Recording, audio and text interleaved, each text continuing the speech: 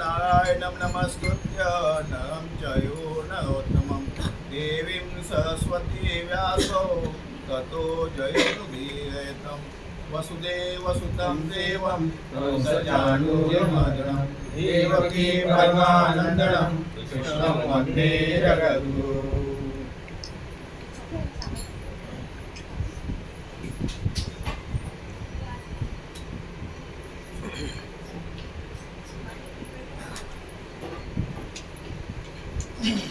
बरोबर हो जमते. सततं कीर्तयतो मां एतच्च घडवतः नमस्तंच मां भक्त्या नित्य युक्ता उपासते. प्रस्तुत प्राप्तसमय प्राप्त ठिकाणी प्राप्त प्रसंगी प्रवचन रूपी सेवेकरता निवडलेला जो विषय आहे भगवद्गीतेतील 9वा अध्याय. 9व्या अध्यायामध्ये या ठिकाणी भगवान परमात्मा अर्जुनाला उपदेश करत सांगत असताना सदैव माझा नामघोष करणारे गूढवृत्ती प्रयत्नशील पुरुष नेहमी माझे कीर्तन करून आणि मला नमन करून माझी उपासना करीत असतात.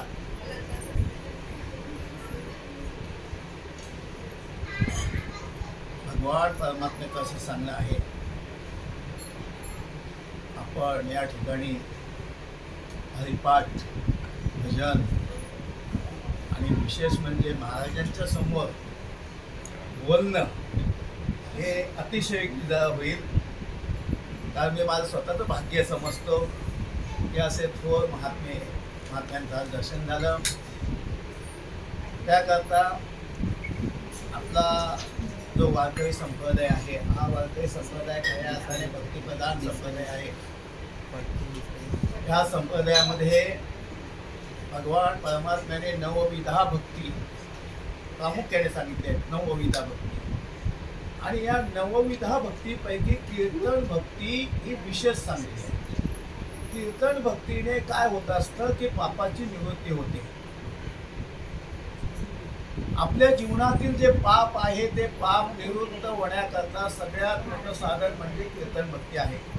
ज्ञानोबा सांगतात तरी कीर्तनाच्या नटनाचे नाशिले व्यवसाय प्रायचित्ताचे जे नामच नाही पापाचे ऐशे केले.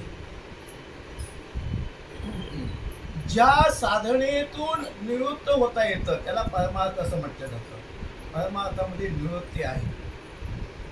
आणि ज्या ठिकाणी हवं किती जरी मिळवलं तरी पूर्ण होत नाही त्याला संसार असं म्हटलं जातं.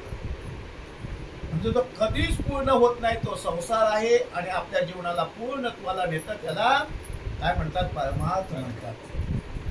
आणि त्याच्याकरता ज्ञानोबाने सर्वसामान्य या कलियुगामध्ये सर्वसामान्य मनुष्य दुःखातून निवृत्त व्हावं त्याचे दुःख जावे आणि सर्वसामान्य माणसाला सुखाची प्राप्ती व्हावी ह्याच्याकरताच पहिल्या ज्ञानोबाने हरिपाठ लिहिला.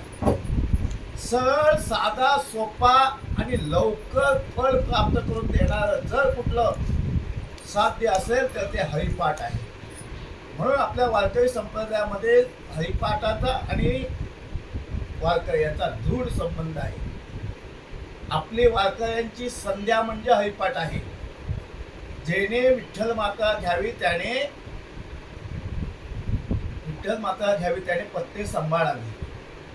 असा म्हणजे आपलं पथ्य काय आहे हरिपाठ. आणि म्हणून ज्ञानोबाने अनेक ग्रंथाची निर्मिती केली. ज्ञानेश्वरी लिहिली, अमृतानुभव लिहिलं, चांगदेव 65 लिहिली, नंतर हरिपाठ लिहिला. पण ज्ञानोबाने ही जी ग्रंथ संपदा निर्माण केली आहे ना प्रत्येकाचा अधिकारी वेगळा आहे. अधिकार सारखा नाही आहे. ज्ञानेश्वरीचा अभ्यासक साधक अधिकार वेगळा आहे. अमृतानुभव ह्याचा अधिकारी वेगळा आहे. आणि चांगदेव 65 याचा अधिकारी वेगळा आहे. हरिपाठाचा अधिकारी वेगळा आहे.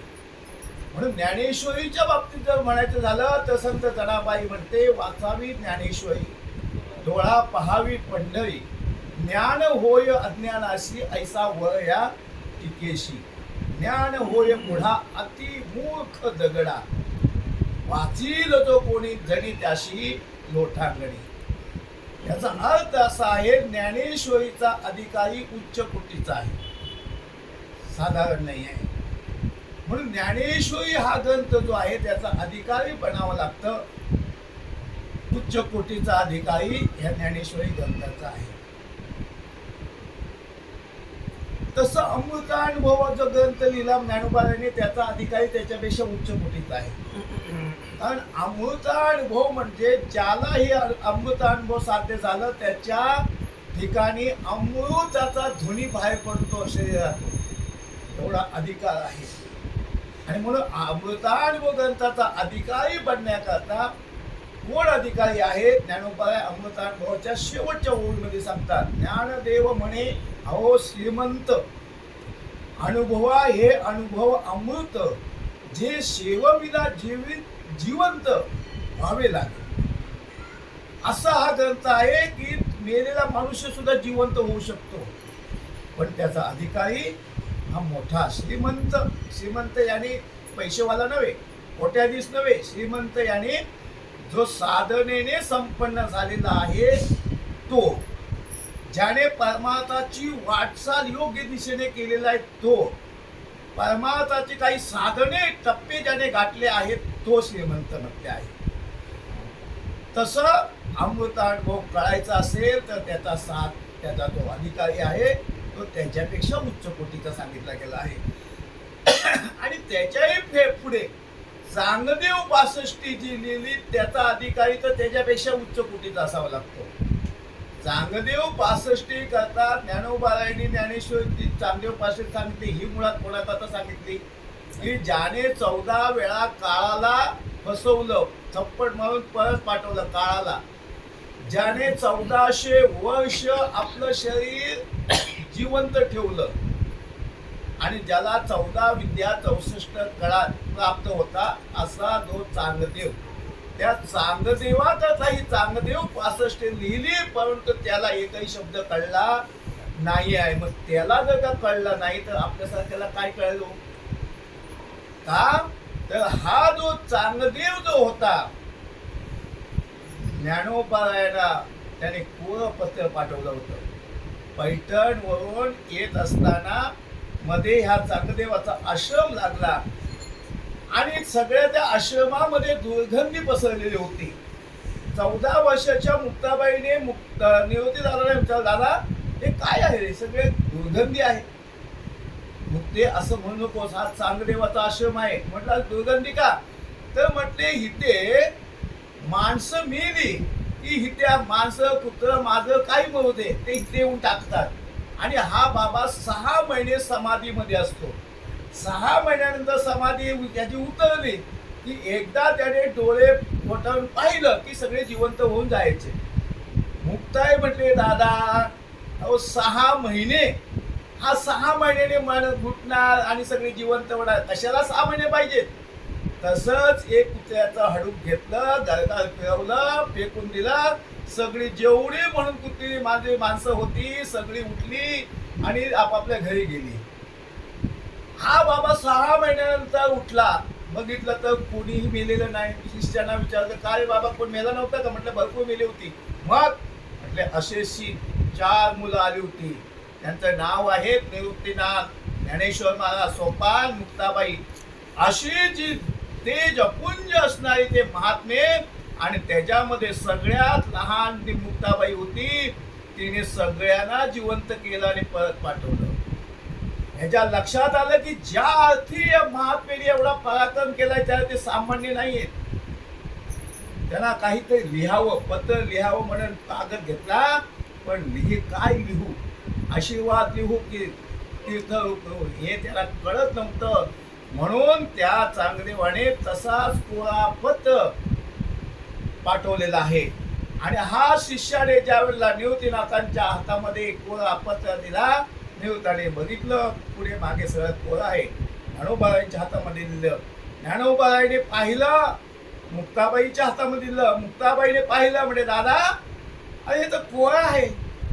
निवृत्तीनाथ म्हटले कोरा आहे तोच चांगला आहे. ज्या ते ह्याच्यावरती ज्याने काही लिहिलं असतं तर आपल्याला त्याला लिहिता आलं नसतं. हा कोरा आहे ना तोच चांगला आहे. दिलं ज्ञानोबारायांच्या हातामध्ये ते पत्र. ज्ञानोबाया जरा ह्याला बोध, 1400 वर्षाचा ह्या 14 विद्या 64 कला त्याला प्राप्त आहेत, लक्षात ठेवा जरा. आणि त्यावेळेला ज्ञानोबारायांनी त्या पत्रावरती जे लिहिलं त्याला चांगदेव 65 म्हणतात. आणि ते पत्र त्या चांगदेवाच्या हातामध्ये गेल्यानंतर एकही अक्षर त्याला कळेना. आणि मग त्याने विचार केला सामान्य नाही आहे, म्हणून ह्याला शरण गेलंच बरं. म्हणून उपजतच ज्ञानी हे वर्म जाणून आले लोटांगणी चांगदेव. आणि मग ज्ञानोबाच्या लक्षात आला मी ग्रंथ संपदा केली, पण यांचा अधिकारी सगळे मोठे मोठे अधिकारी आहेत, पण माझ्या या सर्वसामान्य माणसांकरता मी काय केलं. मग त्यांच्या अंतःकरणामध्ये स्फूर्ती झाली की काय करू. तेव्हा अंतःकरणातून त्यांचं स्फुरण झालं आणि त्या स्फुरणातून हरिपाठ निर्माण झाला. कारण ह्या कलियुगामध्ये जर का सर्वसामान्य माणसाचा जर उद्धार व्हायचाच असेल, करून घ्यायचा असेल, तर भगवंताच्या नाम हरिप्राप्तीशिवाय दुसरा उपाय नाही, नामस्मरणाशिवाय दुसरा उपायच नाही आहे. हेच एक साधन या कलियुगामध्ये. आणि ज्ञानोबारायांच्या लक्षात आलं त्यावेळेला ज्ञानोबारायांनी मग शेवटला या रे लहान थोर याती भरती नारी न धरावा विचार न लगे चिंता कोणाशी, सर्वसामान्य माणसाकरता आणि त्यांच्या उद्धाराकरता हरिपाठ अतिशय नामचिंतन पर भगवान ज्ञानोबारायांनी हा हरिपाठ केलेला आहे. म्हणून ह्या कलियुगामध्ये जर आपला उद्धार व्हायचा असेल ना, तशी भगवान परमात्म्याच्या प्राप्तीची युगायुगापासून चालत आलेली परंपरा आहे. कृतयुग म्हणजे सत्ययुग ज्याला म्हणतात, कृतयुग झालं, त्रेतायुग, द्वापारयुग, कलियुग.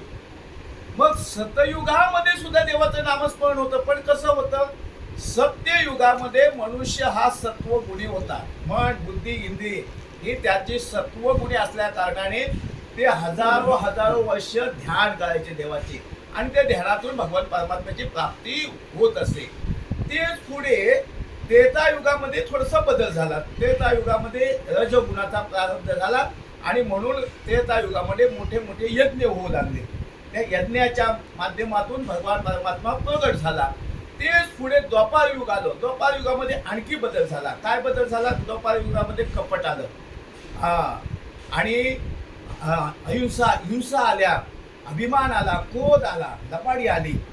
कारण रज आणि तम ह्या 2 गुणांनी युक्त असा हा द्वापार युग होता. आणि त्याच्यामुळे त्या द्वापार युगामध्ये भगवान परमात्म्याची प्राप्ती करून घेण्याकरता सकाम कर्म म्हणजे देवाचं पूजन होऊ लागलं आणि त्या पूजनाच्या माध्यमातून देवाची प्राप्ती होऊ लागली. तेच पुढे कलियुग आलं. कलियुगामध्ये सगळे दोष आले, कुठला दोष बाकीच राहिला नाही. तो ताप, क्रोध, लोभ, दंभ, मत्सर, कपट, लबाडी सगळे आले. मग ह्या कलियुगामध्ये जर देवाची प्राप्ती करून घ्यायची असेल तर मग हे यज्ञ चालणार नाही, ध्यान धारणा चालणार नाही, ही साधना चालणार नाहीत. मग त्याच्याकरता कृते ध्यायतो विष्णू तेतायाम यजते रवे द्वापरे परिचयायाम तत् कलो हरि कीर्तनम. तीच अवघीच साधने कलिनी लाजविली कीर्तने जेते गाता नाचता स्वये वश करणे परमात्मा. कलियुगा माझी करावे कीर्तन देणे नारायण देईल भेटी. या कलियुगामध्ये सगळ्या सोपा साधा आणि निश्चित असं फळ प्राप्त करून देणार जर काय असेल तर ते आहे नारायण हरी उच्चार नामाचा. तेथे कलिकाळाचा वेग नाही. तिथे कलिकाळ सुद्धा त्या ठिकाणी त्याला प्रवेश नाही आहे, कारण यमाची आज्ञाच आहे. यमधर्म सांगे दूता तुम्हा नाही ते सत्ता जे ते होय हरिकथा सदा घोष नामाचा. नका जाऊ तया गावा नामधारकाच्या शिवा सुदर्शन यावा गिरटे फिरे बहुते. नामाचा महिमा एवढा श्रेष्ठ आहे की ज्या वेळेला परीक्षित राजाला शुक महामुनी भागवत सांगायला सुरुवात केली त्यावेळेला परीक्षित राजाला सुरुवातीला सांगून टाकलं शुक महामुनीने, हे राजा कलियुगाचा प्रारंभ झालेला आहे, लक्षात ठेव. आणि कलियुगाचा प्रारंभ झाला म्हणून तर परीक्षित राजा फसला ना. परीक्षित राजा फसला कुठे? हा, त्याला मनामध्ये इच्छा झाली की आपल्या पूर्वजांनी आपल्याकरता काय ठेवले जरा बघू दे तरी, म्हणून पेटाळा उघडला. तर त्याच्यामध्ये भरपूर सोनं नाणं भरपूर होतं, पण त्याच्यामध्ये एक जो मुकुट होता सोन्याचा, तो अतिशय चांगला, जरासंधाला भीमाने मारला होता आणि तो आणून त्याने ठेवला होता. तो त्याला आवडला आणि त्याच्यामध्येच कलीने प्रवेश केला होता. कारण ह्याच परीक्षित राजाने कलीला राहण्याकरता सोन्यामध्ये दिलं होतं. ज्यावेळेला कलीला मारण्याकरता धावला होता त्यावेळेला कली शरण आला. म्हटले, परीक्षित राजा मला मारू नको, मी तू सांगशील त्या ठिकाणी मी राहील, मी सगळ्यांना त्रास देणार नाही, हे लक्षात ठेव, मी सांगतो तुला. मग परीक्षित राजाने त्याला स्थान दिलं, सगळे वाईट दिले. जिथे वाईट स्थान आहे, जुगार त्या ठिकाणी चालतो तिथे राहा, ते वेशागमन चालते तिथे तू राहा, हा, जिथे मध्यभाग चालतं, अशी जेवढी वाईट स्थानं ते कलीला राहण्याकरता दिली. कली म्हटला, देवा अरे राजा, एक तरी चांगलं स्थान दे, एका चांगलं स्थान दे. मग सांगितलं तू सोन्यामध्ये राहशील. मग बरोबर त्या मुकुटामध्ये राहिला आणि ह्याला घालण्याची इच्छा झाली. त्याने तो मुकुट घातला आणि घातल्यानंतर त्याला इच्छा झाली शिकारीला जायची. कधी शिकारीला न जाणार हा परीक्षेचा शिकारीला गेला, शिकार करता भेटली नाही. दुपार झाली, तहान लागली, भूक लागली. आता मग स्वतः एक महात्म्याचा आश्रम दिसला. आश्रम ध्यानामध्ये बसला होता महात्मा.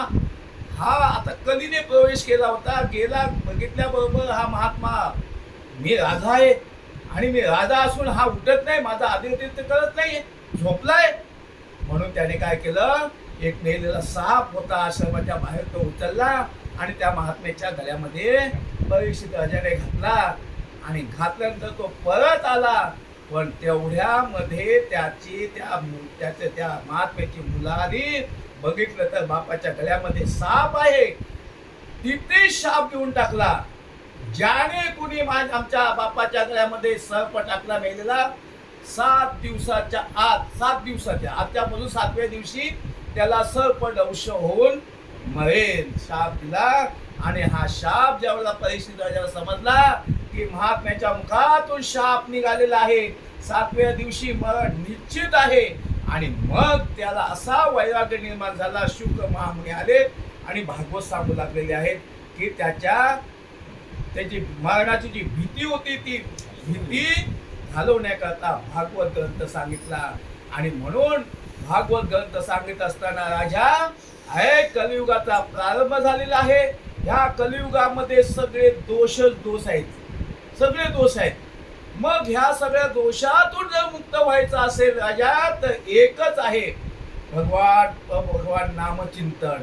भगवान श्रीकृष्णाच्या नामचिंतनानेच तू ह्या कलियुगामध्ये संसारातील दुःखातून मुक्त होऊ शकशील. आणि हा सिद्धांत सर्व साधू संतांचा आहे. संत एकांत वैशले सर्व सिद्धांत शोधिले ते हे हरीचे नाम. 18 पुराणी सिद्धांत तुका माने हाती येत, विठोबाशी शरण जावे, निजनिष्ठ नाम गावे. ज्ञानोबा सुद्धा सांगतात, चहुवेदी जाण शास्त्रे प्रमाण, 18 पुराण हरिषे गाती, वेदशास्त्र प्रमाण, श्रुतीचे वचन, एक नारायण सार जप, आवडीन भावे, हरिनाम घेसी, तुझी चिंता त्यासी सर्व आहे. नाम तारक त्रिभुवने, म्हणे नाम याची जणी, आणि सदा नाम घोष करू हरी कथा, तेने सदा चित्ता समाधान. याचा अर्थ असा आहे की सदा भगवान परमात्म्याचं नाम चिंतन जर केलं तर आपल्याला सुखाची प्राप्ती होत असते. म्हणून आणि त्याच्या कथा मनुष्य ते दिलेलाच कशा करताय, आपल्याला जो मनुष्य देह मिळालेला आहे हा कशा करता आहे. भगवान परमात्मा तर सांगतात की तू भगवान परमात्म्याचं नामचिंतन कर, दुसऱ्या साधनेच्या भानगडीत पडूच नको. तुकोबाराणीचा साधू संतांनी तेच सांगितलंय. योग या जप तप ध्यान धारणा ही जी साधनं आहेत, या साधनेच्या भानगडीत तू जाऊ नको. का जाऊ नको, की ही जी साधनं आहेत ही क्लिष्ट साधनं आहेत. आणि ह्या साधनेने जर गेला तर मनुष्याला लवकर देवाची प्राप्ती होत नाहीये. किती वर्ष लागतील त्याला सांगता येत नाही, मग तेवढं आपलं आयुष्य आहे का? आपलं आयुष्य किती सांगितले आपल्याला?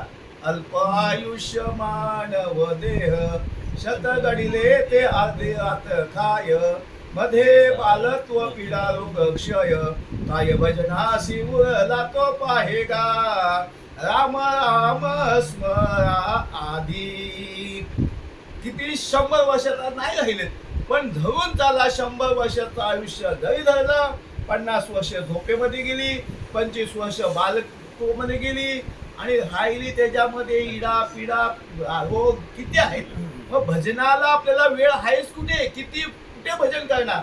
आणि एवढं सगळं असून सुद्धा म्हणून तुकोबा सांगतात, क्षणभंगू नाही भरवसा, वाळे सावध तोडा माया आसा, काही न चले मग गळा पडला फासा, पुढे थोर हुशार आहे ओळ सागा. शिवाय क्षणाचा भरोसा नाही माणसाचा. आज भेटलेला मनुष्य उद्या भेटेलच आपल्याला, याची शाश्वती. म्हणून माणसा क्षणभंगूर, म्हणून सगळं आपलं अल्प आहे. अल्प आयुष्य आपलं आहे, अल्प ज्ञान आपल्याकडे आहे, अल्प वैराग्य आहे, आणि हे सगळं अल्प जीवन असल्या कारणाने मनुष्याने जेवढं आयुष्य मिळालेलं त्याच्यामध्ये काय करावं? कलियुगा माझी करावे कीर्तन, तेने नारायण देईल भेटी. म्हणून हा देवाने मनुष्य देह दिलेला आहे. हा मनुष्य देह मुख्यतः देवे दिला देह भजना गोमटा, तो हा झाला फाटा बांधिलेचा. हेची देही घडे देवाचे भजन, आणि हे ज्ञान नाही कुठे. या देह मुख्यत्व आपल्याला हा देवाची प्राप्ती करून घेण्याकरताच दिलेला आहे. आणि देह हा काय सहजासहजी मिळालेला आहे का हो? हा देह मनुष्य अति दुर्लभ सांगले, अति दुर्लभ. मनुष्य हा दुर्लभ, हा मनुष्य देह, देही नाम क्षणभंगुरा, सकळ देहा माझे पाहो, मनुष्य देह अति अति दुर्लभ. पावला हा देह काकटाने न्याय, न घडे तो उपाय घडवाले. आंधळ्या मनुष्याला जसा कावळा, जिवंत कावळा सापडावा, सापडेल का? आंधळा मनुष्य आहे, राजाने दौडी पिटवली, कोण मला हे जिवंत कावळा पकडून देईल, त्याला 2000 रुपये दिले एका कावळ्याचे. एक आंधळा चालला होता नदीमध्ये आंघोळीला. तो म्हटलं तर आपण आंधळे, आपल्याला दिसत नाही रस्ता, तर कावळा कुठे? पण झालं, तो नदीमध्ये गेला. त्याचा नेम होता, कमरेवर पाणीमध्ये जाऊन उभं राहायचं, त्याच्यामध्ये बुडकी मारायची आणि वरती येऊन टाळी वाजवायची, असा नेम त्याचा होता. योगायोग त्या दिवशी त्याने ती दौंडी ऐकली, आणि योगायोगाने ते नदीच्या काठावरती काहीतरी खाल्या करता कावळे जमा झाले होते. ह्याने उडी मारली, वरती येऊन टाळी वाजवणार, तेवढ्यात कसला तरी आवाज झाला, म्हणून जे कावळे भोरकन उडाले, एक कावळा त्याच्या हातामध्ये सापडला. त्याने विचार केला, अरे वा, कावळं पकडणं सोपं आहे. काय करायचंय? नदीमध्ये बुडी मारायची, वरती येऊन टाळी वाजवायची, म्हणजे कावळा हातामध्ये सापडतो, सोपं आहे. मग आज आपण असं करूया, 5-10 कावले त्या राजाला देऊया, भीक मागण्याची आता जवळ पडणार नाही. म्हणून त्याने पहिला कावळा काय केला? खाकेत मारला, आणि खाकेला पकडून ठेवला, आणि गेला उडी मारली, वरती येऊन टाळी वाजवाय गेला. झाला काय? पहिला होता तोच निघून गेला. आता त्याने किती उड्या त्या नदीमध्ये मारल्या आणि टाळ्या वाजवला, तर कावळा पुन्हा सापडेल? तसं देहाचं आहे, तेच देहाचं आहे. एकदा मिळालेला देह गेला की पुन्हा मनुष्य देहामध्ये येऊच आपण असे सांगता येत नाही. पुन्हा 84 लक्ष योनी आपल्याला फिरायचे आहेत, आणि 84 योनी फिरता फिरता एखाद्या योनीमध्ये शक्यता असते, मिळेलच असं नाही आहे, शक्यता असते. पाप पुण्य समान समी, पै पाविजे हे कर्मभूमी. एखाद्या कुठल्या जन्मामध्ये पाप पुण्याची बराबरी झाली की मग आपण मनुष्य देहाला येत असतो महाराज. म्हणून या ठिकाणी सांगतात की हा मनुष्य देह आपल्याला मिळालेला आहे, हा दुर्लभ आहे. आणि या मिळालेल्या दुर्लभ देहाने काय करायचं आहे? तर भगवत परमात्माचं सतत नामस्मरण करायचं आहे. आणि त्या नामस्मरण देवाला तेच आवडतं, दुसऱ्याला काय आवडत नाही देवाला. हेची थोर भक्ती आवडते देवा, संकल्पावी माया संसाराची. देवाला ही थोर भक्ती म्हटल्या हिला. मग जर का देवाला सतत नामचिंतनच आवडत असेल, भक्तीच आवडत असेल, तर भगवद्गीतेमध्ये मग आणि साधना सांगितली कशाला देवाने? देवाने ज्ञानयोग सांगितला, कर्मयोग सांगितला, योग साधना सांगितली, उपासना सांगितली. मग देवाने हे सांगितलं तरी कशाला? देवाला आवडत नाही का बाकीचे? जर का देवाला कर्मयोग आवडत नसता तर 3रा अध्याय 5वा 7वा 18वा कर्मयोगाचं देवाने भरपूर चिंतन केलेलं आहे. जर देवाला योग साधना आवडत नसती तर 6व्या अध्यायामध्ये सगळं योगाचंच वर्णन देवाने केलेलं आहे. बरं, देवाला ज्ञान आवडत नसेल ज्ञानयोग तर देव स्पष्ट सांगतात श्रद्धावान लभते ज्ञानम ज्ञानी सहितेंद्रिय. जर का मोक्षाला जायचं असेल तर ज्ञानाशिवाय दुसरा मार्गच नाही, ज्ञान पाहिजे मोक्षाकरता. मग देवाला जर काही ही साधनं आवडत नव्हती का तर सांगतात देवाला सगळी साधनं आवडतात. देवाच्या ठिकाणी कुठलं साधन आवडतं किंवा ना आवडतं असं नाही आहे. कुठल्याही मार्गाने जा, तुम्ही जाणार तिथेच, तेच होणार आहे. जे तुम्हाला ज्ञान मार्गाने मिळणार आहे तेच योगाने मिळणार आहे, तिथेच जाणार आहे. मग देवाला सगळी साधनं आवडतात. वाटेल ते साधन तुम्ही करा, देवाच्या प्राप्ती करता, कुठली भक्ती करता. असं देव मला हे साधन आवडतं, मला ते साधन आवडतं, देवाच्या ठिकाणी असं नाही. फक्त तुम्ही जे काही करता त्याच्या पाठीमागे तुमचं ध्येय भगवत प्राप्ती असलं पाहिजे आणि तुमचं अंतःकरण शुद्ध असलं पाहिजे. बस एवढं 2 गोष्टी असल्या तर तुम्ही वाटेल ते साधन करा, देवच तुम्हाला प्राप्त होणार. ज्ञानोबा त्याच्या करता सांगतात ज्ञानेश्वरीमध्ये, तो करील ती तुली पूजा, तो जपे तो जप माझा, तो असे ते समाधी माझा. अर्जुना, कुठला तो जप करतोय, कुठला नामस्मरण काय करतोय, तो वाटेल ते करतोय. कोणाचं? तो करील ती पूजा, कोणाची पूजा करतोय? वाटेल त्याची पूजा करतोय. पण त्याचे ध्येय काय आहे? भगवत प्राप्ती. चालेल मला. तो कोणाचा जप करतोय? चालेल मला, फक्त त्याचं ध्येय भगवत प्राप्ती असलं पाहिजे, बस. तो असे ते समाधी माझी. कुठल्या अवस्थेमध्ये आहे तो? झोपलेल्या अवस्थेमध्ये आहे? चालेल मला. झोपलेल्या अवस्थेमध्ये सुद्धा मला आवडते. पण झोप म्हणजे परमार्थातील झोप नव्हे. ज्या ठिकाणी कीर्तन प्रवचन किंवा साधना चालले असेल अशा ठिकाणी तर झोप आली तर शास्त्र सांगताय होते पाप आडते. त्या ठिकाणी आपलं पाप आड येत आहे असं समजून जा. सावध झालो आलो आईच्या जागरण. आणि असं ज्या ठिकाणी पळवून या गेली झोप होते पाप आडते. ज्या ठिकाणी बघा अर्जुन सुद्धा झोपायचा, अर्जुन झोपत होता, पण अर्जुनाची झोप सुद्धा समाधी असायची. अर्जुन झोपला की इकडे द्वारकेमध्ये भगवान श्रीकृष्ण अर्जुनाचं नाव घ्यायचा, माझा अर्जुन काय करतोय, माझा अर्जुन काय करतोय. उद्धवाला प्रश्न पडला, देवा अरे आम्ही या ठिकाणी तुझ्या बरोबर आहोत, तुझी सेवा करत आहोत, तरी सुद्धा तुम्ही अर्जुन अर्जुन का म्हणता. देवाने विचार केला की ह्याला अर्जुन म्हणजे काय आहे हे समजावून सांगितलं पाहिजे. म्हणून सांगितलं, उद्धवा आज एक काम करा ना, तुम्ही हस्तिनापूरला जा, माझा अर्जुन वगैरे काय करताय जर बघून ये. म्हणून उद्धव महाराज गेले, आले हस्तिनापूरला. त्या वेळेला अर्जुन झोपलेला होता आपल्या खोलीमध्ये. उद्धव महाराज गेले असते त्या खोलीपर्यंत गेले अर्जुनाला उठवावं, परंतु ज्या वेळेला त्या खोलीमध्ये प्रवेश केला त्यावेळेला अख्ख्या खोलीतून त्या जय श्री कृष्ण जय श्री कृष्ण जय श्री कृष्ण असा ध्वनी येत होता अख्ख्या त्या खोलीमधून. उद्धव म्हणाला की इथं हा तर झोपलाय, खोलीमध्ये दुसरा कोणीच नाही, मग कृष्ण जय श्री कृष्ण कोण म्हणतोय, कुठून हा ध्वनी येतोय. आणखीन जवळ गेला, आणखीन जवळ गेला तर जे अर्जुनाचे जे केस होते, पहिले केस त्याचे लांब होते ते असे खाली सोडलेले होते, त्या केसातून जय श्री कृष्ण आवाज ध्वनी येत होता. मग त्यावेळेला उद्धवाला कळलं की देव अर्जुनाचं स्मरण का करतात. अरे ह्या झोपलेल्या अवस्थेमध्ये सुद्धा ह्याची इंद्रिये आणि जय श्री कृष्ण म्हणतात. काय समाधी अवस्था, असे त्याची समाधी माझी.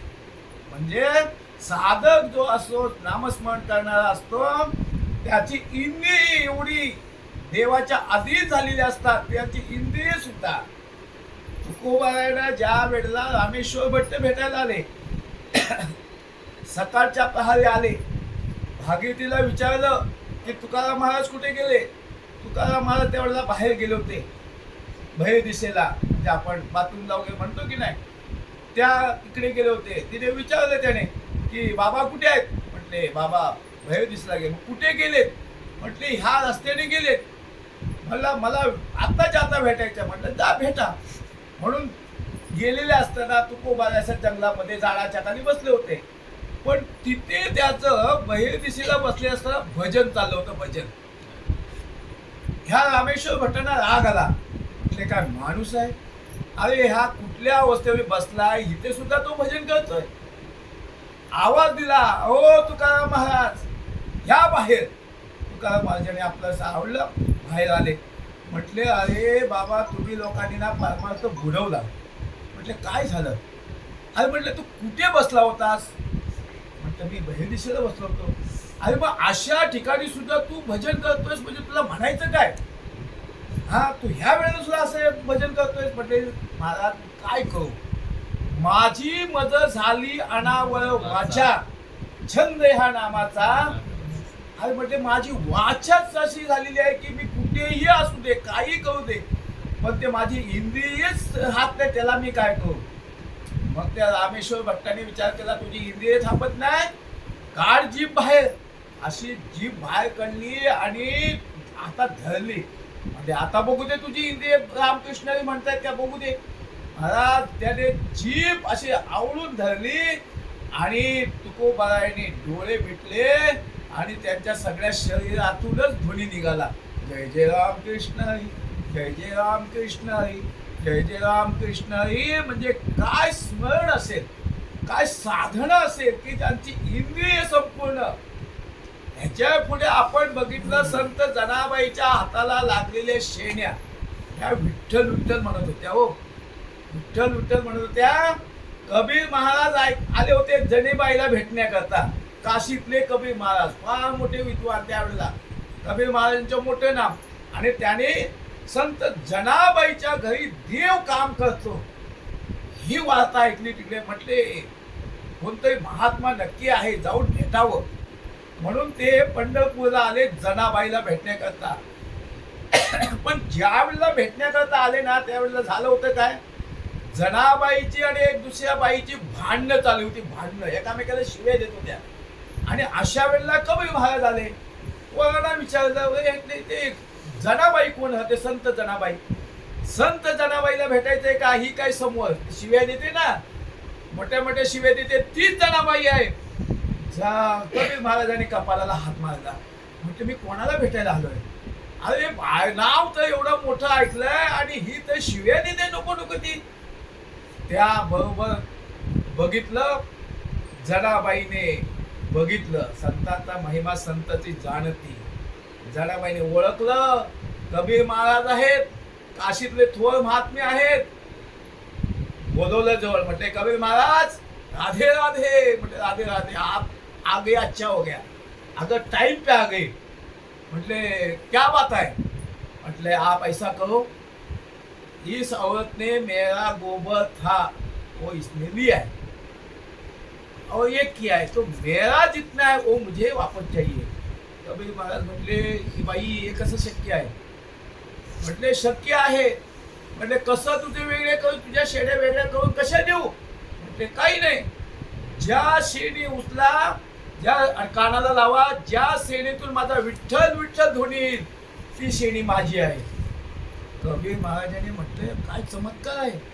त्याने एक दोन शेण्या उचलल्या, कानाला लावल्या, एका शेणीतून विठ्ठल विठ्ठल ध्वनी आला आणि तिथेच कबीर महाराज जनाबाईला शरण गेले. म्हटले जनी खरोखर तू महात्मा आहेस, खरोखर देव तुझ्यावरती प्रसन्न आहे. कबीर महाराज शरण गेले. महात्मे एवढंच कशाला, संत चोखोबारायांची हाडं मेल्यानंतर विठ्ठल विठ्ठल म्हणत होती. संत चोखोबाराया विठ्ठलाचे फार मोठे भक्त आणि मंगलवेढ्यामध्ये डोंगर कोसळून त्याच्यामध्ये गाडले गेले. देवाला वाईट वाटलं. नामदेव महाराजांना सांगितलं, रामा जा माझ्या चोखाची अस्थी घेऊन ये. म्हटले कशी घेऊन येत, कारण त्याच्यामध्ये खूप माणसं मेली होती ना. मग माझ्या नामदेव चोखोबारांच्या अस्थी मी कशा ओळखू. म्हटले काही नाही, अस्थी उचल, कानाला लाव, ज्या हाडातून विठ्ठल विठ्ठल विठ्ठल येईल ते हाड माझ्या चोखोबारांचं आहे. आणि म्हणून अशा प्रकारे भक्ती जी आहे, ह्या साधू संतांनी जी भक्ती केली की त्यांचे सर्व इंद्रिय सुद्धा भगवान परमात्म्याचं नामस्मरण सतत सतत सतत केल्याने काय होत असतं की हे भक्तीचा थोरपणा आहे. ही भक्ती देवाला आवडते. देवाला कुठलं साधन आवडत नाही असं नाहीये. देवाला ज्ञानयोग आवडतो, देवाला भक्ती योग आवडते, योग साधना आवडते, कर्म मार्ग आवडतो. पण असं आहे की कर्म मार्गाने गेल्यानंतर भक्तीचं वर्म असं आहे. देवाला भक्ती का आवडते हे तुम्हाला सांगतो की कर्म मार्गाने गेल्यानंतर आपण देवापर्यंत पोहोचू शकत नाही आहे. कर्म मार्ग हा अतिशय सूक्ष्म मार्ग सांगितला आहे, कठीणातला कठीण. म्हणून तर अर्जुनाने भगवद्गीतेमध्ये 8व्या अध्यायामध्ये सुरुवातीलाच प्रश्न विचारला, हे देवा किम तद्ब्रह्म किम अध्यात्मम किम कर्म पुरुषोत्तमम. देवा हे कर्माची भानगड काय आहे. त्यावेळेला देवाने सांगितलं, बाबा हे कर्म असं आहे, मंत्र चले थोडा तरी देहची होय वेळा. कर्मयोगाने गेल्यानंतर अतिशय सूक्ष्म कर्म आहेत, त्याच्यामध्ये मंत्र आहेत. आणि ते जर मंत्र चुकले तर देहची होय वेळा. म्हणून कर्म मार्गाने देवापर्यंत आपल्याला पोचता येत नाहीये. ज्ञान मार्गाने जर आपण गेला तर देवाची प्राप्ती होते, देवापर्यंत आपण जातो. पण त्याच्यामध्ये गंमत अशी आहे, ज्ञान मार्गाने गेल्यानंतर आपण देव होतो. देव देव पहावयाशी गेलो, देवाची होणी राहिलो, देव होतो. पण ह्या ठिकाणी गंमत अशी आहे की ज्ञान मार्गाने देव झाल्यानंतर भक्तीचा आनंद घेता येत नाहीये. भक्तीचा आनंद आहे तो मिळत नाहीये. योग मार्गाने गेल्यानंतर निर्विकल्प अशी समाधी अवस्था लागते, पुढे काही नाही. नुसती समाधीला जाऊन बसायचं, दुसरा काही उपयोग नाही. पण भक्ती मार्ग हा श्रेष्ठ मार्ग का सांगितलेला आहे तर भक्ती मार्गाने जो साधक जातो, भक्ती मार्गाने देव होऊ शकतो. आपण देव होता येतं, देव होतो, देवापर्यंत पोचतो. भक्ती मार्गाने देवाची प्राप्ती होते आणि भक्ती मार्गाने देवाची प्राप्ती होते, देव होता येतो आणि त्या भक्तीचा आनंद आपण घेत असतो आणि त्या भक्तीचा आनंद देवही घेत असतो. भक्तीचा आनंद देवही घेतो, भक्तही घेत असतो, त्याला म्हणतात भक्ती. नामदेव महाराजांचं वाळवंटामध्ये कीर्तन चालू असताना त्या कीर्तनामध्ये भगवान पांडुरंग नाचायचा. नामदेव कीर्तन करी पुढे देव नाचे पांडुरंग. नाचता नाचता देवाचा गळला पितांबर. सावध होई देवा ऐसे बोले कबीर. ते भक्तीमध्ये एवढा देव प्रसन्न झाला, एवढा प्रसन्न झाला, नामदेवरायच्या कीर्तनामध्ये नाचू लागला आणि नाचता नाचता देवाचा पितांबर पडला. कबीर महाराज वाजवायला होते, ते गेले, देवाला हलवलं. बे देवा, अरे तू काय समजतं की नाही, अरे समोर समाज बसला आहे आणि तू असा वेळा पिसा होऊन असो ऐसा कोठे आठवची नाही, देहेची विधी बघू तशा तू कसा नाचतोय, अरे पितांबर तुझा पडलाय. त्यावेळेला देव म्हटले, कबीरा खरं सांगू का, हा सुख सोहळा स्वर्गी नाही, हा सुख सोहळा, हा भक्तीचा आनंद देव सांगतात स्वर्गामध्ये सुद्धा नाहीये. म्हणून विठ्ठल विठ्ठल म्हणा वेळोवेळा, हा सुख सोहळा स्वर्गी नाहीये. म्हणून या ठिकाणी सांगतात की बाकीचे साधने आहेत, ही साधनं आपल्याला कठीण आहेत. म्हणून भक्ती मार्ग हा सुखाची प्राप्ती करून देत असतो. सुख त्या ठिकाणी मिळतं. म्हणून सगळ्यात श्रेष्ठ साधन जर कुठलं सांगत असेल आणि ह्या मार्गाने भक्ती मार्गाने देवाच्या गेल्यानंतर बाकीची जी साधनं आहेत ती साधनं पार करत करत करत जावं लागतं. आणि भक्ती मार्ग असा आहे तुम्हाला जावं लागत नाहीये. ज्या उपास्य देवतेची तुम्ही भक्ती कराल न लगती सायास जावे वनात सुखे तो घरा नारायण. या भक्ती मार्गाचं हे फार मोठं श्रेष्ठत्व आहे की भक्ती मार्गाने देवाच्या नामस्मरणाने देव आपल्याकडे येतो. उपास्य देवतेला या ठिकाणी खेचून आणण्याचं सामर्थ्य भक्तीमध्ये आहे आणि म्हणून त्याच्याकरता देव धावत असतो. भक्ती मार्गाने देवाचं नामस्मरण करा. देव आपल्याकरता पुढे मागे पुढे उभा काय सांभाळित आली आघात निवारावे. भगवान परमात्मा हा भक्तीला थोर प्रेमाचा भुकेला दुसऱ्या देवाला काही आवडत नाही. महाभारतामध्ये एकच दृष्टांत सांगतो आणि आपली ठीक आहे ना वेळ झाला तर मला सांगाल लगेच वेळ झाली. म्हणून देव भक्तीला किती महाभारतामध्ये ज्या वेळेला धर्मराजा हा जुगार खेळायला बसला वास्तविक त्याला त्यातलं ज्ञान नव्हतं पण जुगार खेळायला बसला आणि त्या जुगार खेळत खेळत असताना एक एक सगळा हरत गेला. आपल्याला सगळ्याला माहिती आहे शकुनी मामा कवड्या टाकायचा वाकडा तिकडा हात धरून आणि त्याप्रमाणे तो हरत चालला सगळं. आणि त्यावेळेचा तो जुगार म्हणजे काय आता सध्या 20 रुपये 50 रुपये 100 रुपये असा नव्हता. त्यावेळी इस्टेट लागायची राजवाडे लागायचे त्याच्यावरती आणि ते असं करत करत सगळा तो हरत गेला. हरत गेला सगळा हरला. शेवटला मग धर्मराजाने सांगितलं हे दुर्योधना बाबा आता माझ्याकडे काही शिल्लक नाही आहे आता खेळ बंद कर. त्या वेळेला मग शकुनी मामाने आठवण दिली असं कसं म्हणतो तुझ्याकडे काय नाही अजून तुझ्याकडे शिल्लक आहे. म्हटलं आता काय माझ्याकडे शिल्लक आहे. अरे तुझी बायको शिल्लक आहे ना द्रौपदी बायको तुझी शिल्लक आहे एकदा लावून बघ जिंकशील सुद्धा. आणि मग त्या धर्मराजाने द्रौपदीला सुद्धा लावली आणि हरला. ज्या वेळेला द्रौपदीला हरला त्याबरोबर दुर्योधन उठला आणि दुःशासनाला सांगितलं दुःशासना उठ जा द्रौपदी जशी आहे त्या अवस्थेमध्ये याच्यामध्ये घेऊन ये. आणि दुःशासन काय गेला त्यावेळेला आपली द्रौपदी ही रजस्वला होती. आवाज दिला द्रौपदी बाहेर निघ. द्रौपदीने ओळखलं काय आहे आजपर्यंत मला वहिनी म्हणून हाक मारायचा आणि आज डायरेक्ट द्रौपदी म्हणून हाक मारतोय. म्हणले भाऊजी काय प्रकार काय आजपर्यंत तुम्ही मला वहिनी म्हणून हाक मारताय. म्हटलं वहिनी होतीस आता नाही आता तू आमची दासी झालेली आहेस. आता चल माझ्याबरोबर खाली सभेमध्ये तुला बोलवलेली आहे मालकाने बोलवले. म्हटले आज मला हात लावू नका आता ह्या वेळेला मी येऊ शकत नाही मी रजस्वला नारी आहे आणि मला हात लावणं मला शिवणं हे पाप आहे मला आम्हाला काय माहित नाही. आणि तसाच तिचा हात धरला आणि ओढत ओढत तो घेऊन येतो आहे. द्रौपदीला काहीच माहित नव्हतं. ती मनातल्या मना म्हणते की ठीक आहे दुःशासना आता तुम्ही एकटी आहे म्हणून मला ओढत चाललाय.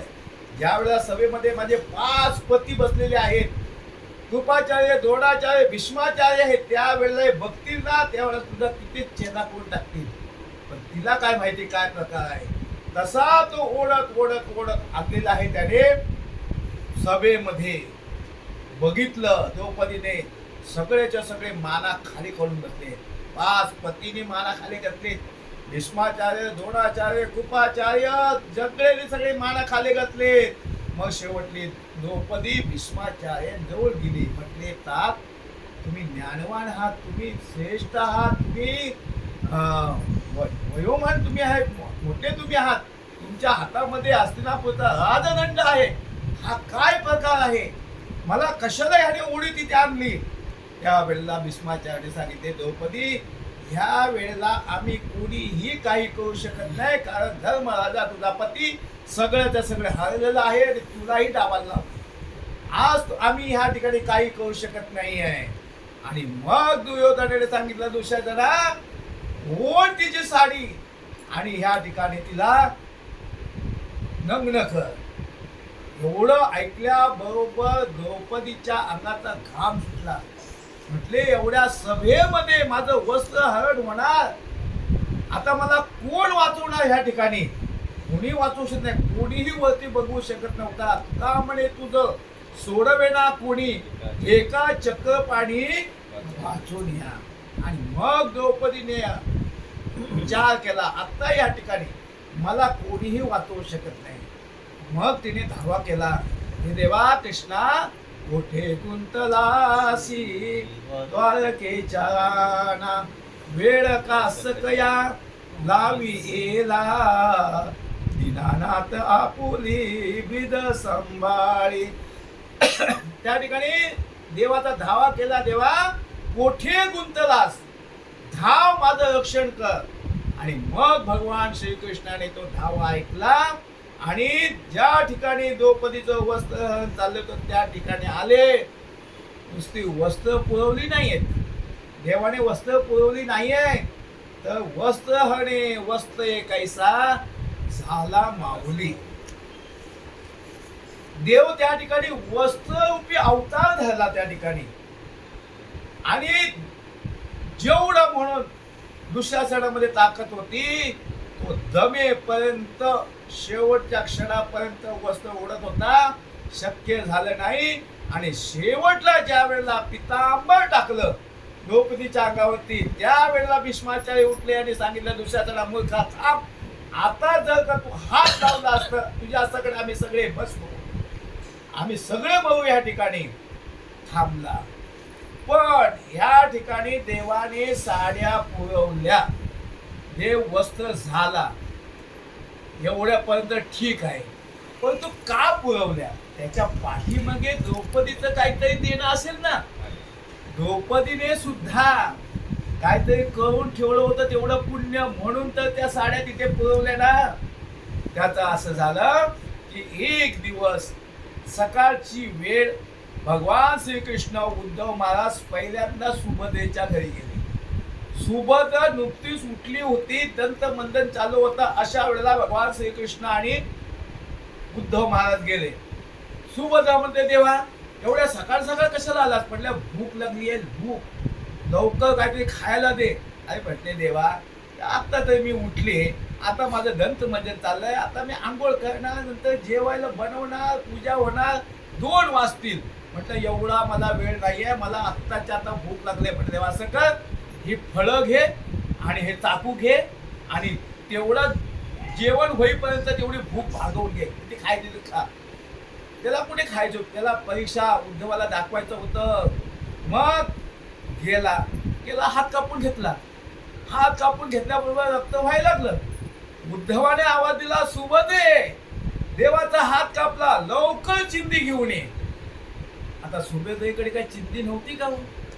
हा देवाची बहीण, बंगले होते तिच्याकडे, आणि किती बंगल्यावरती किती साड्या होत्या, हिसाबच नव्हता.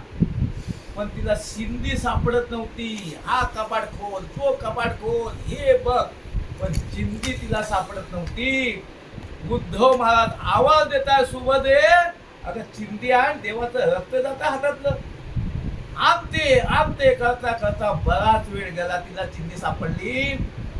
देवाने सांगितलं, उद्धवा चल, हिला काय चिंदी सापडायची ना, आपण द्रौपदीकडे जाऊ. आणि द्रौपदीकडे महाराज निघाले, द्रौपदीच्या घरी निघाले.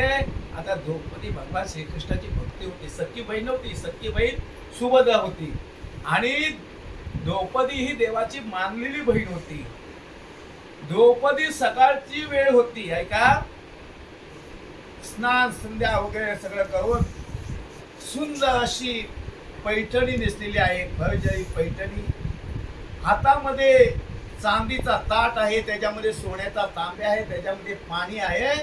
आणि घरातून निघत असताना भजन करत आहे, श्रीकृष्ण गोविंद हरे मुरारे, हे नाथ नारायण वासुदेवा, श्रीकृष्ण गोविंद हरे मुरारे, हे नाथ नारायण वासुदेवा असं भजन करत करत करत तुळशीला पाणी घालण्याकरता ती घराच्या बाहेर पडते आहे.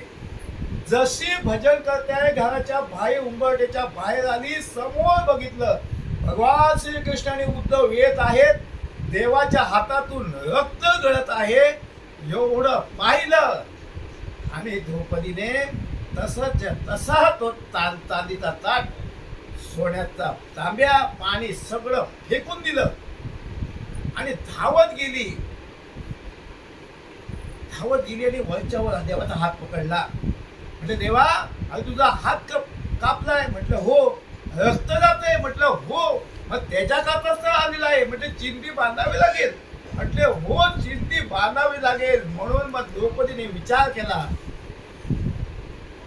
देवाच्या हातातून रक्त वाहते, आता मी घरी जाणार, चिंदी शोधणार, ती चिंदी घेऊन येणार, तेवढा बांधणार, एवढा वेळ माझ्याकडे नाहीये.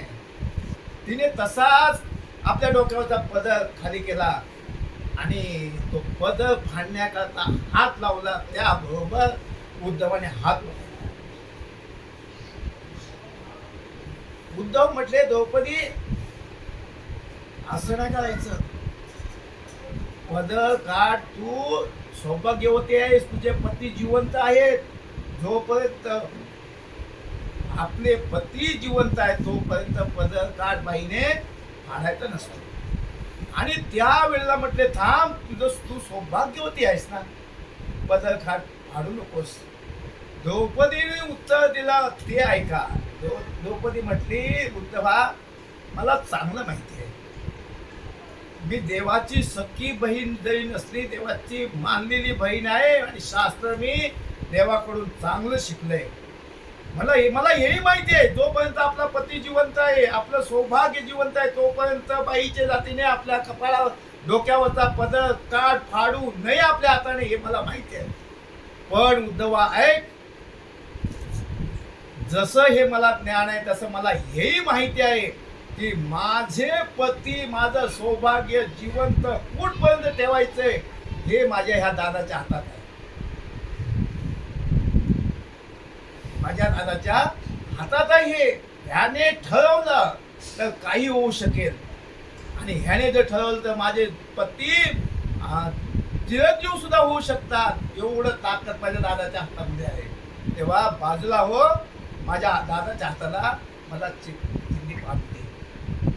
मग तसा तो पदर फाडला आणि देवाच्या हाताला बांधला. जेवढे म्हणून उभे आडवे धागे होते तेवढे देवाने त्या वस्त्रहरणाच्या वेळेला आणि देवाने तिथे पुरवले.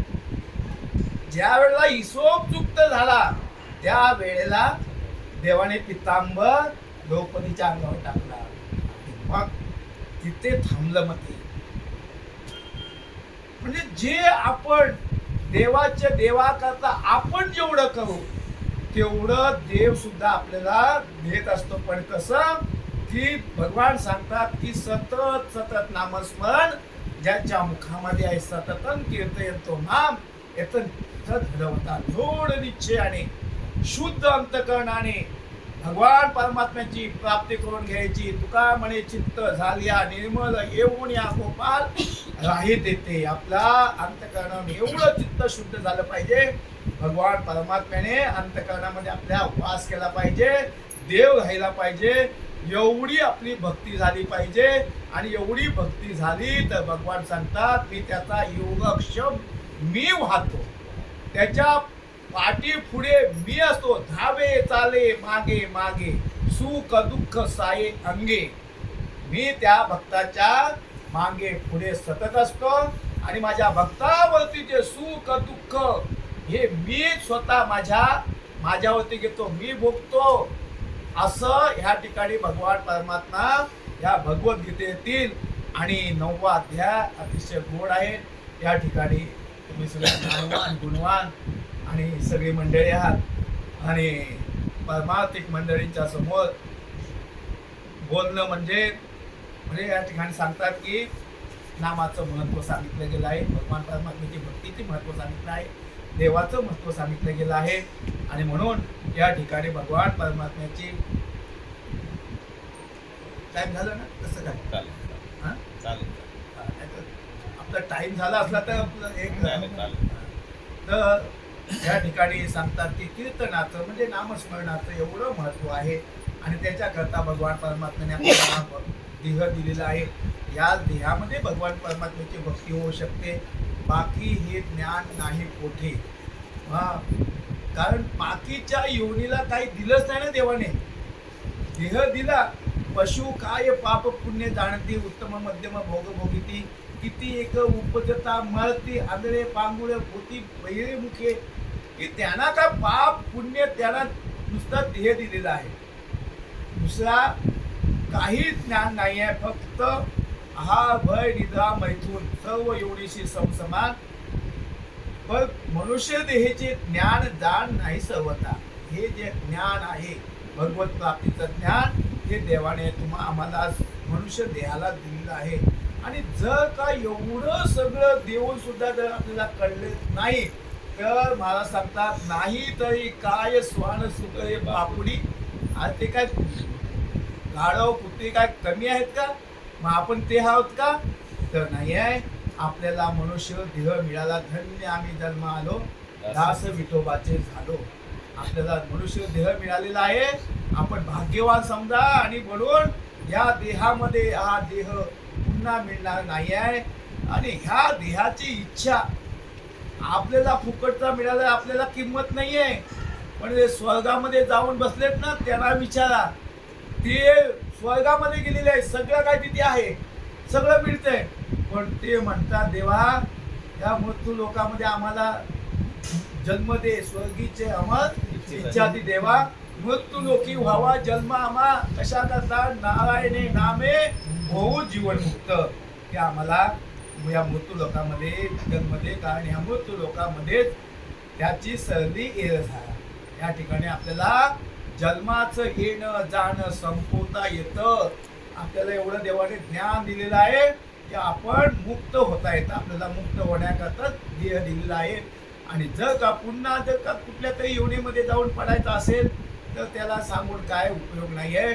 तसं भगवान परमात्मा या भगवद्गीतेतील आणि भगवद्गीते 9 अध्यायामध्ये भरपूर ज्ञान देवाने सांगितलं गेलेलं आहे.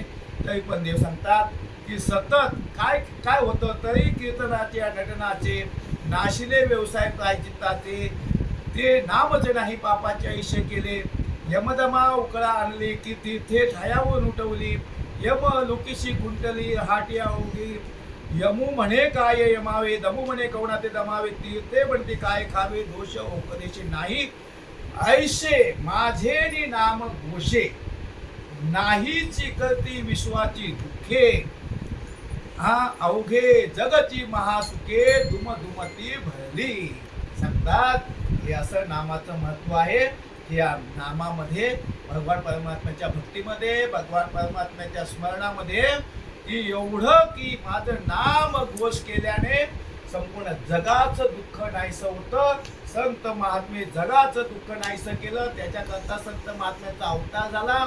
आणि तुम्हा आम्हाला मार्ग दाखवण्याकरता संत महात्मे अवताराला आले.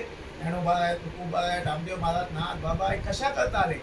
वास्तविक त्यांचं येण्याचं काहीच कारण नाही. आम्ही वैकुंठवासी आलो याचं कारणाशी बोलिले जेवशी साच भावे वर्तावया. झाडू संतांचे मार्ग येथे उपकारासाठी आले गरजा वैकुंठी. ते वैकुंठामधून आपल्याला या ठिकाणी आपला उद्धार करून घेण्याकरता. कारण आपण या संसारामध्ये बुडते हे जण न देखवे डोळा. येतो कळवळा म्हणून या येतो हिताचा कळवळा. पडती हाती म्हणून काळा. की आपला कल्याण व्हावं. आपण ह्या मृत्यू लोकांमध्ये बुड संसारामध्ये चाललेलं आहोत. त्या संसारातून बाहेर यावं आणि आपलं कल्याण व्हावं आपला उद्धार व्हावा ह्याच्याकरता संत महात्मे आले. आणि त्या संत महात्म्याने जो आपल्याला मार्ग दाखवला आहे मार्ग दाखवून गेले आधी दयानिधी संत ते तेरेची पंक्ती चालू जाताना पडे गुंता मोठे काही. त्या संत महात्म्यांच्याच पावलावर ते पाऊल टाकायचं आहे. अन्य कुठेही जाऊ नका. अनेक नका पडू प्रबळाच्या भई. डोळ्याने पाहताय ऐकताय जीवनाचं वाटोळ करून घेऊ नका, कोणाच्या तरी नादाला लागू नका. हे फार मोठं ज्ञान आपल्याला देऊन गेलेले आहे. ज्ञानोबासारखे संत ह्या पृथ्वी तलावरती दुसरा संत नाही, तुकोबासारखा महात्मा ह्या पृथ्वीवर दुसरा कोणी नाही. म्हणून त्यांचं भजन करा, त्यांना शरण जा आणि त्यांची सेवा करा. बस, बाकी कोणाच्या नादी लागू नका आणि आपल्या जीवनाचं वाटोळं करून घेऊ नका. आणि एवढंच सांगणं ह्या ठिकाणी भगवान परमात्म्याचं असं सांगणं आहे की तुम्ही देवाची भक्ती करा. झालेली सेवा आमच्या गुरूंच्या स्थानी असणारे महाराज त्यांच्या चरणाशी, तुमच्या सगळे संत महात्म्याच्या चरणाशी आणि समर्पित करून माझ्या वाणीला येथे पूर्ण तो कुंडली पंढरीनाथ भगवान की जय, ज्ञानेश्वर महाराज की जय, महाराज की जय.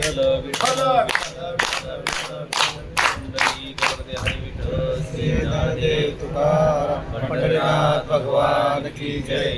आता विश्वात्मके देवे हे वाक्यज्ञे तोषावे, तोषोडी मज द्यावे बसाय जाणे. जे खरांची व्यंकटी सांडो, दया सत्कर्मी रती वाढो. उदा परस्परे घडो मैत्री वांचे, दुरितांचे तिमिर जावो.